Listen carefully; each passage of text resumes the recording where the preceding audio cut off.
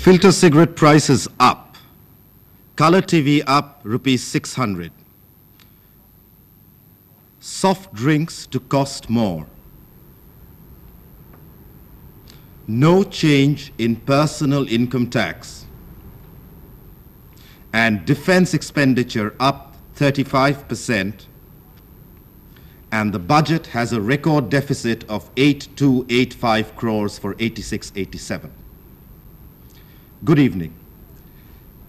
4 hours ago, our Prime Minister, Mr. Rajiv Gandhi, as Finance Minister, presented his first budget in Parliament.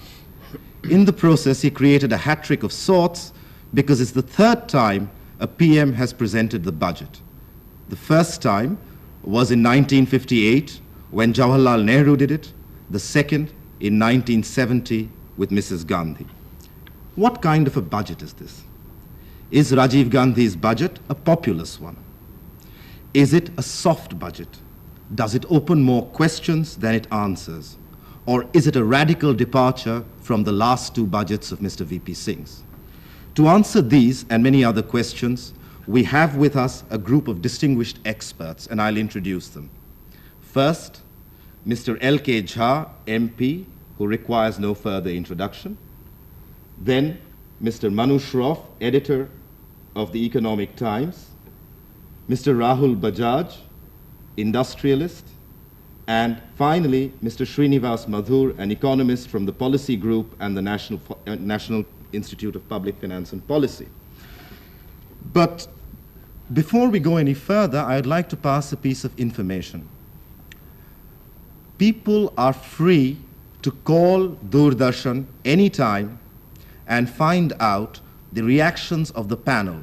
Phone us at the following numbers: from Madras 565992, in Bombay 4922962, 492350, 4923254. From Calcutta, the numbers are 465854, 469054, and 465578. And in New Delhi, it's 382680, 382411, 382411. Again, I won't repeat these numbers. You can call at any one of these numbers, ask the experts just introduced any question on the budget, and then we will take it live. But before we go any further, just after the budget, we asked some members of Parliament about their reactions to the budget. And it's interesting to know what they said.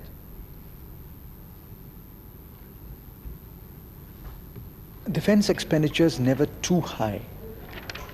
The proper way to assess and describe defense expenditure is it adequate? Is it necessary? And I think it's necessary, and I think therefore the provision that has been made, about 12,000 odd crores, is good and adequate. As far as the defense of the country is concerned, because all the secrets are known only to the government, I think this being a national problem, we must rely on the authenticity of the government regarding the expenses involved. And for nation's integrity and defense of its freedom, if any expenditure is required and called for, at least I won't object to that. But one thing I must add, this high defense expenditure also grows out of our erroneous foreign policy. Now, we'll talk about defense expenditure, which is what Mr. Madhu Dandavate was talking about at a little later point of time. Let's start with probably the issue that is the most important in the budget. The PM announced a deficit of 8,285 crores for the last year, that's 86-87. He also said, and I quote, "The deficit is high and I don't like it." Mr. Shroff, would you want to comment on the PM's comment? Well, I think it's very reassuring that he said that he does not like this high deficit. Too often we have seen in this country that people take an ideological view about deficit financing. What the Prime Minister seems to have said today to us is that he is under some constraints. If he did not have these constraints, he would have actually tried to reduce the deficit below what he has had to leave. Now that is a very reassuring statement. it shows Prime Minister's concern that deficit financing is not a means of raising resources. That is not the way in which you mobilize resources for the plan.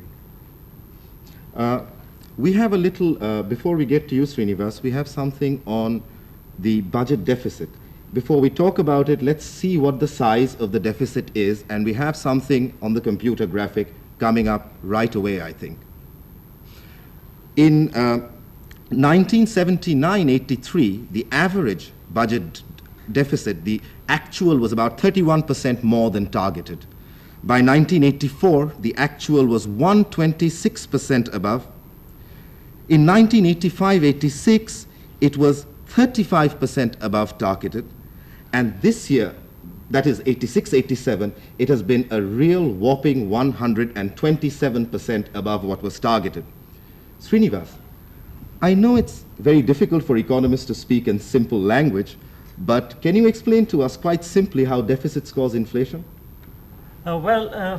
Economists are notorious for confusing people as well as getting confused themselves. But I think I'll try to make it as simple as possible. Now, the answer is reasonably simple. When the government runs a deficit, it's basically spending more than it can get in terms of taxes and borrowings from the public, I mean from you and I. Now, when it does so, how does it finance that extra expenditure? Basically by printing money. That's by borrowings from the Reserve Bank of India. Now, when the government does so, that is, when it increases its spending, but finances that by printing more money, the economy's total demand for goods and services goes up. Now, from then on, it's very simple economics. More and more people are bidding for the same amount of goods and services. The classic case of too much money chasing too few goods. And the result is an increase in prices. Mr. Jha, you are not a believer of deficits being a problem. A question is as follows. The budget deficit is a big one, 8285 crores. Next year's budget deficit is supposed to be 5688 crores, but it may be well above. So how do you think about this impact on inflation? Well, following the point which Srinivas was making, the danger lies when the demand exceeds supply. Now, what is the state of supply in the economy must also be taken into account when reckoning the impact of the deficit. Today, we have a surplus of food grains. Stocks are piling up. We have got idle capacity in industry. So that if there is more demand, your surplus will be consumed, the idle capacity will be activated, there will be more employment and higher rate of growth. After all, the state spends money, but it doesn't spend it directly itself. It goes down, percolates through the whole economy. And the manner in which it percolates, the sectors which it activates have as much bearing on the price and also the demand qualitatively which is generated in the process. There's one more point I should like to add. Such of the state's deficit which is spent on imports does not add to domestic demand, does not cause inflation, it may cause a balance of trade problem. Now, we have no figure of how much of this deficit is going to be spent on imports on civil or military account.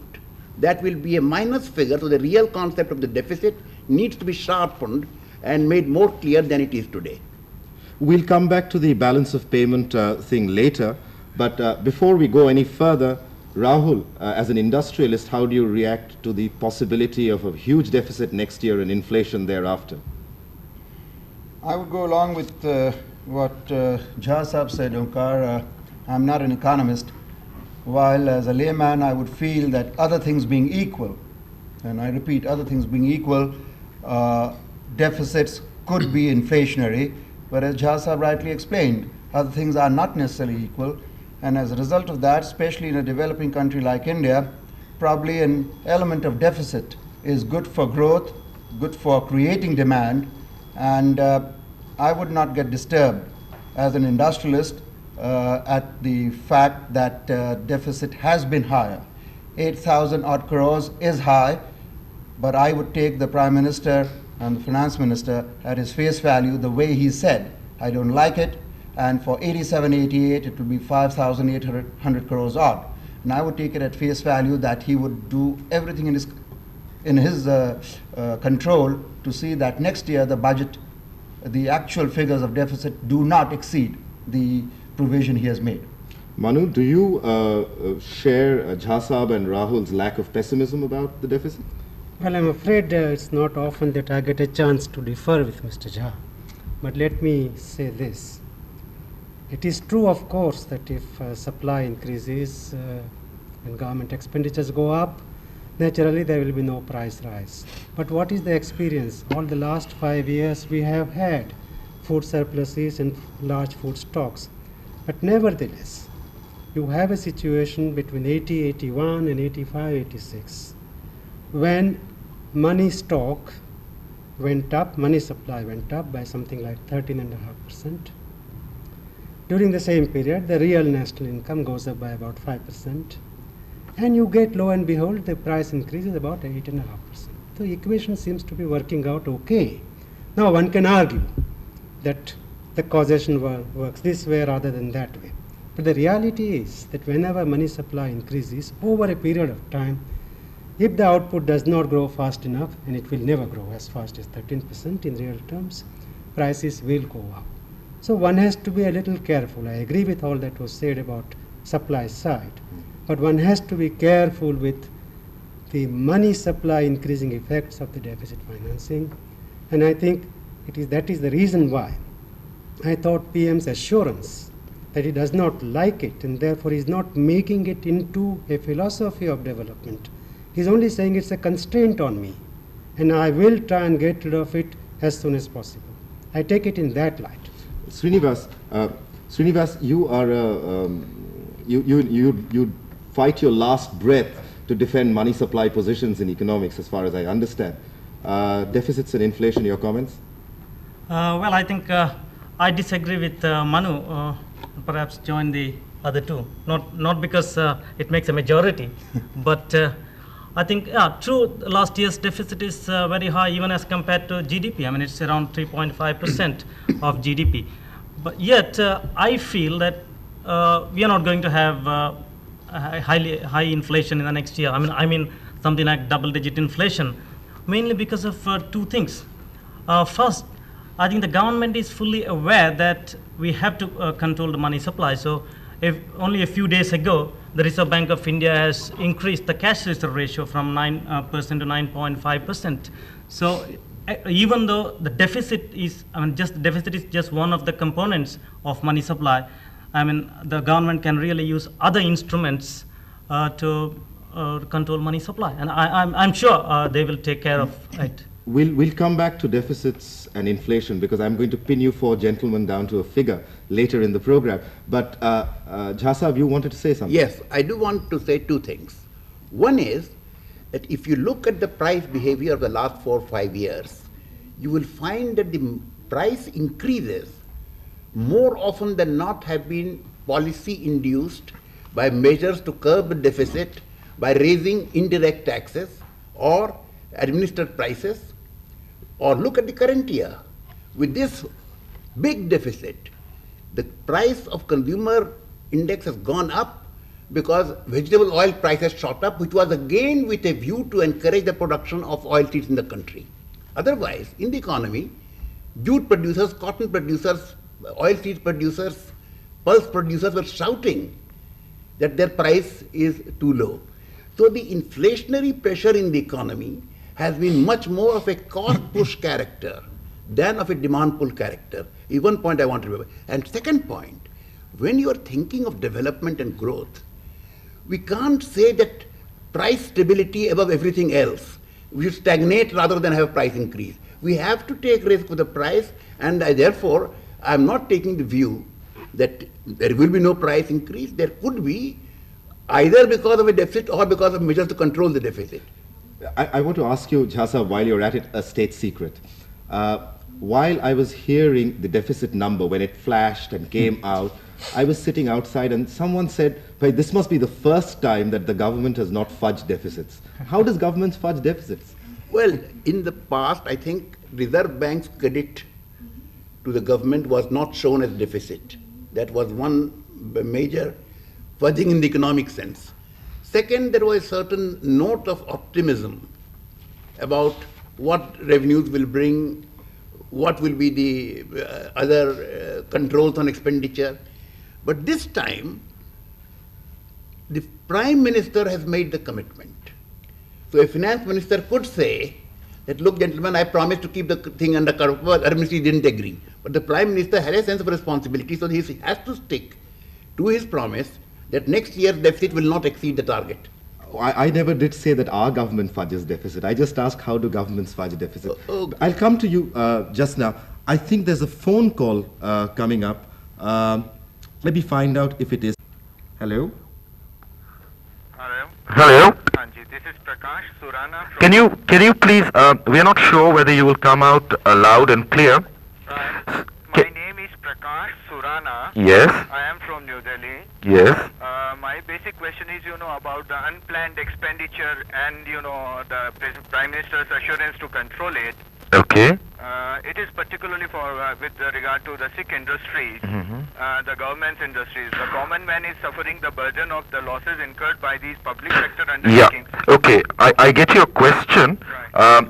We'll definitely use this question because it's very much a part of the program. Right. Let me explain the question to the panel. Right. May I have your name again, please? Prakash Surana. Mr. Prakash Khurana. He's asked this question on unplanned expenditure on Sikh industries. We'll get into that topic. So if you stay tuned in for a while, you'll find that this topic will come up. Now, should I ask it to a specific person or to the panel in general? The panel in general. Okay. Right. If you stay tuned in, your question will be answered. Thanks. Sorry, just before we get out of deficits, Manu, can you tell me anything about deficits being smaller than what they actually should be? Well, I don't know that any fudging is actually seriously being done by governments. But the one way in which it can be done is to understate your expenditures. This is well-known phenomenon in India that whenever there is a resource constraint, we try, almost every project authority tries to understate the cost of the projects. Even on non-planned expenditure side, there's a tendency to show a lower figure in the budget than what you are likely to actually need. That is why the phenomenon of supplementary demands to some extent arises. But that is not a sort of conscious fudging, but it happens as a result of the system because of the resource constraint. Now let's move on from deficits to the question of taxes. The stock market executives, private sector executives, salaried employees, middle class was patiently awaiting for further relief in income taxes. Now they have to wait for yet another year. Nothing happened. No relief in income tax came about. Rahul, would you care to comment on this disappointment, if it is one? Onkar, you've started with a presumption. Yes, we taxpayers are never tired of getting reliefs and we'll keep on wanting to get reliefs. And because the Prime Minister was going to present the budget this year as a finance minister, perhaps all sections of the people expected that they and their section would get something special in this budget. To that extent, there has been disappointment. It's been to some extent an anticlimax. But last year, the LTFP, the long-term fiscal policy, was presented, and I don't see any justification for having an expectation of major reliefs or any reliefs in personal taxation. A quick round on personal income taxes. Srinivas, you want to say something? Yes, I'm a bit disappointed that the finance minister hasn't given any concession in income tax, because the long-term fiscal policy just a year and a half ago told us that the exemption limit will be indexed. I mean, that is, they will make upward revisions in the exemption limit when the prices go up. Now, over the last 2 years or so, prices have gone up by something like 18%. Now, the exemption limit was fixed at 18,000 rupees in 85-86. Even if one had made just adjustment for inflation or price rise, the exemption limit should have been up to something like 21,000 rupees. Now, I'm a bit disappointed that the Prime Minister hasn't thought about it at all. Well, you could be disappointed also because you're no longer better off, as you might be. But that aside, now, can we have quick comment on personal income taxes from... Before I get to the comment, you see, a lot of people are saying that it was a great thing to reduce income taxes because you got more buoyancy. Now, is buoyancy the only reason why you should reduce taxes? Well, I think you should reduce taxes because you want to persuade people to pay. It is no use keeping very high rates of taxation on your statute book, and most people don't pay because they have an incentive not to do so. It only puts a premium on dishonesty, and those who actually pay tax then feel, aggrieved that they have really, been taken for a ride by the system. Yeah.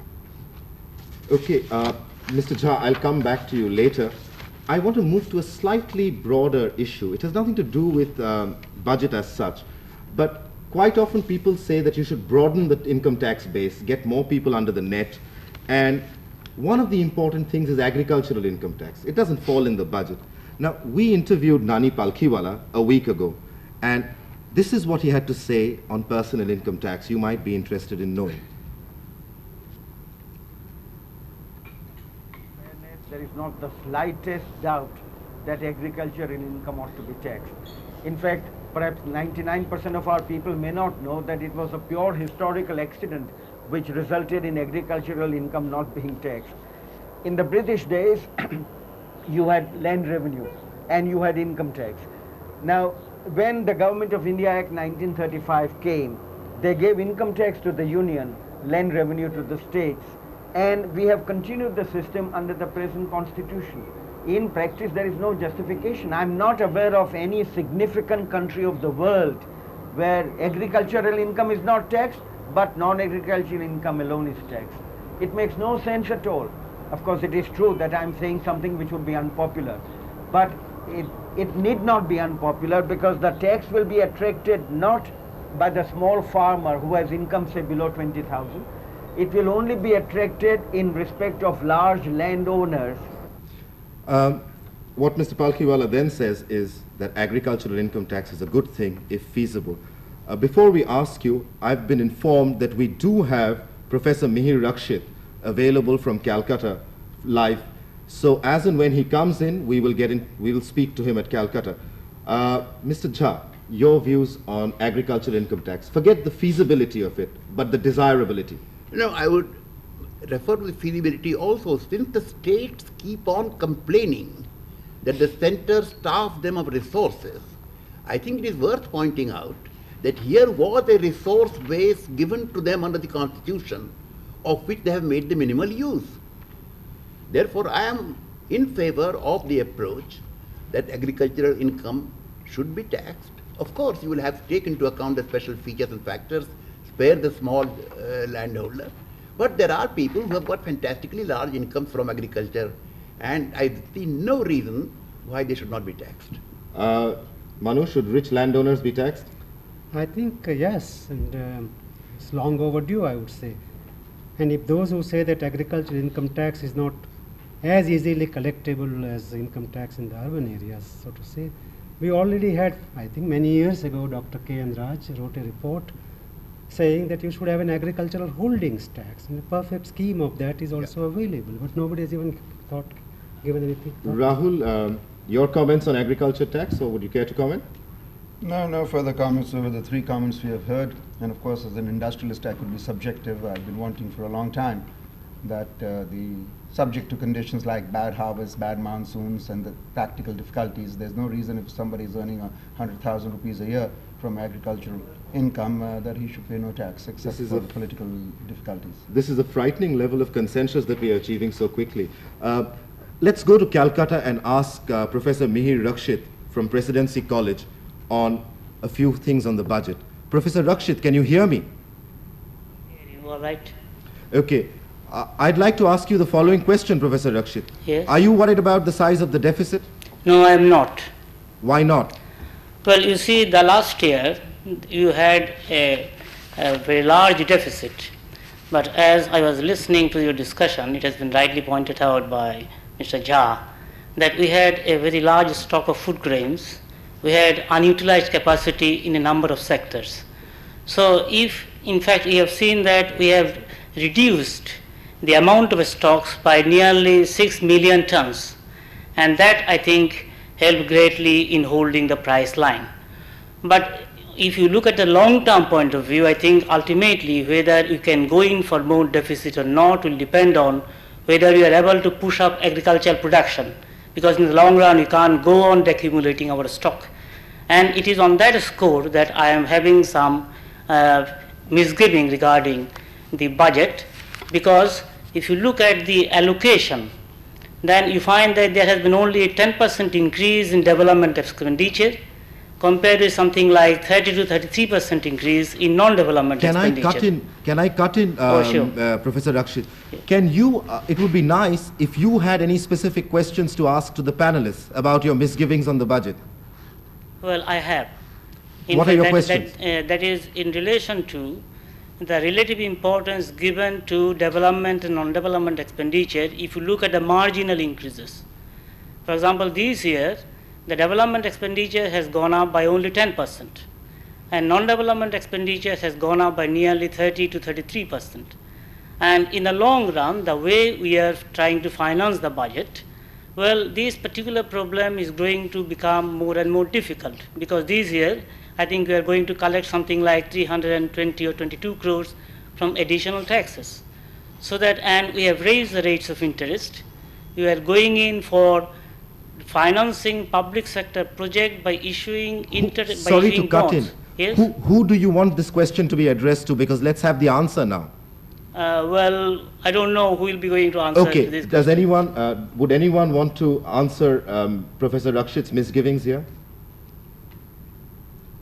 Could you hear him? Well, I would like to say that certainly one should hope and expect that maximization of the outlays would be on the developmental side. But I want to make two comments on this. We are apt to identify plan expenditure as developmental and non-plan expenditure as non-developmental. This, to my mind, is a caste system approach which we should not accept. On the non-plan side, all that is needed to get full utilization of capacity, modernization and all that, that is treated as non-plan. And again, in the plan, if you have anti-poverty programs, as you must, they are consumption-raising outlays, so they are not necessarily developmental in the strict sense of the term. So the fact, the concept that plan is developmental and anything outside the plan is non-developmental is not a correct economic classification, and I wish we had a better one. Okay, let's take this. By the way, sorry, Professor Rakshit, we are leaving you now. Thank you for the question, and we'll go on to indirect taxes. Let's take the question of indirect taxes in a little bit of detail. Nothing much really has happened in terms of excise duties. I say this as a proposition. Rahul, do you agree? Yes, that was an area where, and even the Prime Minister said this, that this was supposed to be a budget to remove poverty or to reduce poverty and to be a growth-oriented budget. Modernization, self-reliance, self-generating economy.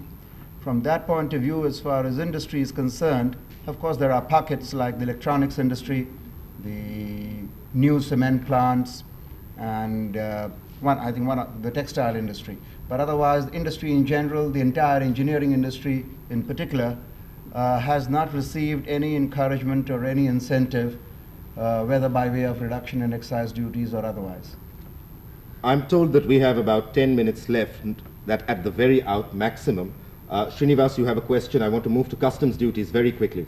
Yeah, in fact, it's not correct to say that the finance minister hasn't done anything in excise duties. I think he has done he has taken an important step by extending the mod VAT to lots of other commodities than hitherto covered. So he has really done something important in that respect. Maybe he has not reduced excise tax rate on specific commodities as such, but I think this particular move itself is quite a significant one. Manu, you have something to say? Yes, I think an opportunity has been missed, because the mod VAT concession, mod VAT being extended to so many commodities, and not raising the duties on the net value added has been a general one. It will apply to existing production as well as new production, whereas what we wanted really in the current situation was a duty reduction on additional production. That has not been done. In other words, what you're saying is that you haven't got a rationalization in the sense that if I produce more, I should be taxed less, which is a very fair point. I want to move on very quickly to a very vexatious issue, government expenditure. Government expenditure is increasing every year, as we shall soon see, and what's particularly alarming is that non-planned government expenditure is going completely out of control. It's increased from 24,000 crores to 30,000 crores to 33,555 crores, and in the coming year it's going to be above 39,000 crores. In particular, defense expenditure last year has shot up by 35% to over 12,500 crores. Now, this non-planned expenditure, according to everybody, seems to be going out of control. Do you agree, Rahul? We heard the comment of Mr. Danwate, and one can only wish that such a big increase in defense expenditure was not required. But I must admit, this is wishful thinking. And I don't have enough facts to say that this is not being efficiently spent, and to protect our borders, this kind of funds are not required. And if they are required, and I think then I think that should be the first priority. And after meeting the requirements for defense, only we have to see what are the constraints and what are the availability of funds. But defense, I wish it was not required. Defense we really can't say anything about, but I want to get into it. We really can't say much also about fertilizer and food grains. Let's get on to a nice debating issue, which is the amount of subsidy that goes to sick units. Now, Mr. Rajiv Gandhi in his budget said that the public sector units must have accountability. We asked Nani Palkhiwala on subsidies to sick industries, and let's hear what he has to say. He has some very tough things to say. Two aspects of this question. One is the economic aspect and the other is the political aspect. If you look at the question in terms of pure economics, it makes no sense for public funds to be employed in keeping alive loss-making enterprises. The political angle to it is that if you stop those loss-making enterprises, so many jobs would be lost. The real point is that you cannot keep alive unproductive jobs. It's not enough that you keep a job alive. What's necessary is it must be a productive job. Productive means in the sense that it produces national wealth. So it takes a long-term view to make the politicians realize that the salvation of the country does not consist in keeping alive the unproductive jobs. Do you agree with this view? He says it's a long-term view to make politicians realize that we need to put money into productive and not non-productive jobs. Mr. Jha? Well, I would say, first of all, that Rajiv Gandhi has already announced there will be no nationalization of sick industries merely to keep alive employment.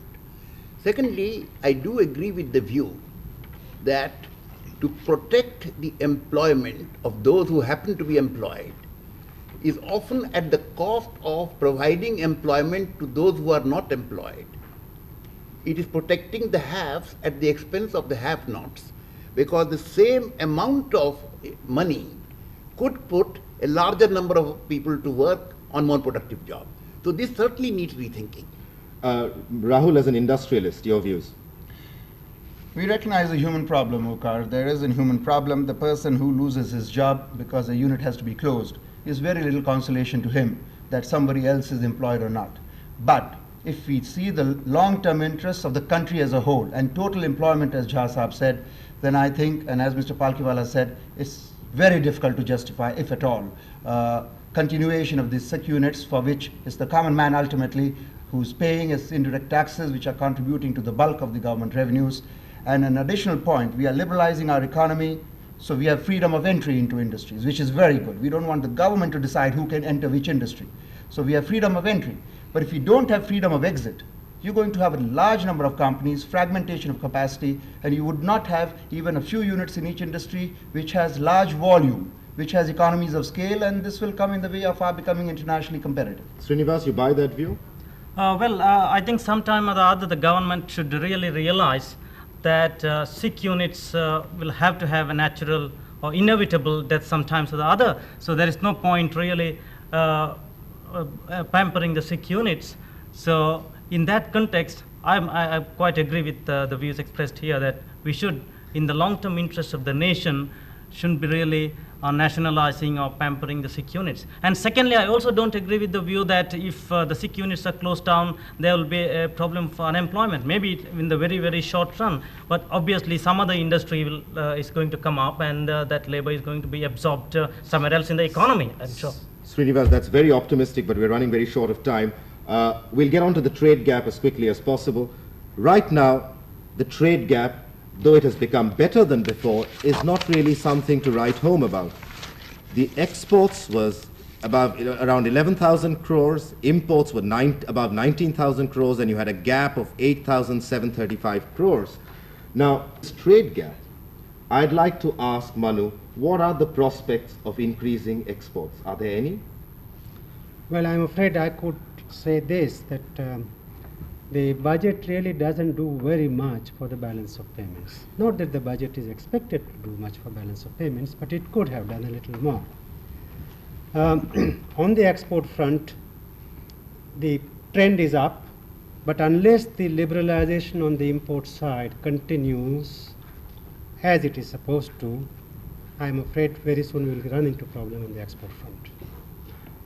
Mr. Jha, anything on exports? Well, I think much more needs to be done on exports than we are doing. It is not necessarily a budgetary exercise. In other words, it's not a question of giving tax concessions and incentives. But the whole approach on export has to be not of compulsion and conditions on industry as a condition of their doing something else. We have to really go into the business of what we can export best, where we are effective, and push that for all we are worth. Regarding imports, I want to come in quickly to customs duties. Customs duties on several items have gone up. I know engineering industry must be celebrating because of the capital goods import duties having gone up. Import duties on capital goods have gone up, import duties on many other importables have gone up, import duties on raw materials and components have tended to go down. Are we going back on liberalization? Rahul? No, I don't think so, Onkar. In fact, I believe that import duty as a general principle on raw materials should be the lowest and a little higher on intermediates or components, and the highest on finished goods. And keeping in mind what's happened, it's not extensive. But I think I welcome that. On capital goods, as you mentioned, for project rate of 55% has gone up to 85%, but the general rate has come down to 85%. So here is always the usual conflict between the capital goods industry itself and the user industry, and there's always a little conflict of interest between the two. But I think this is what we had all been asking on behalf of the capital goods industry, and it's a step in the right direction. Srinivas, so the wall goes down and then the wall goes up. What do you say? I think this year we have not raised too much revenue through increasing customs duties. I think last year, of the additional tax revenue that the government raised, something like 90% came from additional customs duties. But this year it's very little. I think of the 360 odd crores of rupees that we have raised as additional taxes, only 60 crores come from customs duties. So I don't think we are really going back on import liberalization even from that point of view. Manu, yeah. No, I think what I would say is this, that while you reduce controls on imports, you should, as a sequential measure, also provide protection through duties. Otherwise, the domestic industry, which has been built up with so much effort, will be hurt.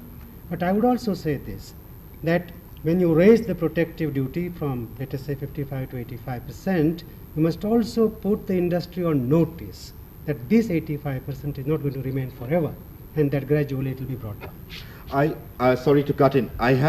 I understand I have a telephone call ready, so let us go to a telephone. Hello? Hello. May I know your name, please? My question is, Yes, Mr. Kohli. yes, that there has been an increase of 35% in the defense expenditure, and it's a part of non-development expenditure.